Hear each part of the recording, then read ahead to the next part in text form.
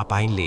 နာရီပေါင်း31တေမင်းတကားပေါ်ကြီးကနေအရေးကြီးတစ်ခုထွက်ပေါ်လာပါတယ်။အဲ့ဒါကတော့တေလွန်သူတို့ရဲ့ကဘာကိုအုပ်ဆိုးတဲ့နတ်ဖျား Osiris ပဲဖြစ်ပါတယ်။တောတောင်မှာဂေးမောထားရတဲ့အထိပါတယ်။ဒါဟာအခြေအနေတွေပိုဆိုးလာနေပါပြီ။ Anubis ကချက်ချင်းဒူးထောက်လိုက်ပြီးဒီလူသားဟာအရာအားလုံးရဲ့အစာပြိုးခြင်းပဲလို့ပြောလိုက်ပါတယ်။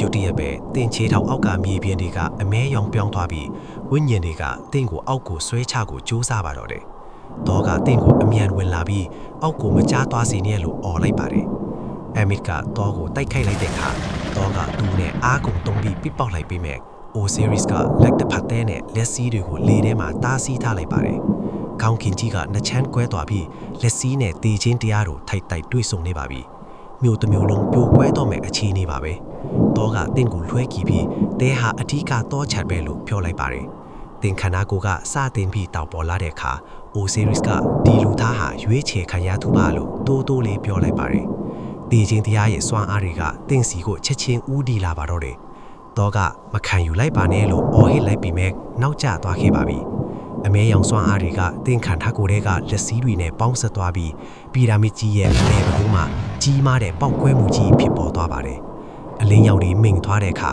တင်ဟာလေထဲမှာမျောလွင့်နေပြီးတချမ်းကလက်စီတချမ်းကတေချင်းတရားဖြစ်နေပါပြီ။တင်ရဲ့အတန်းကလည်းအရှင်လိုမဟုတ်တော့ပါဘူး။အခုချိန်ကစပြီးငါဟာလူသားတစ်ယောက်မဟုတ်တော့ဘူးလို့ဆိုလိုက်ပါတယ်။နတ်ဖျားရဲ့စစ်ပွဲဟာနောက်ဆုံးအခန်းကိုရောက်ရှိလာပါပြီ။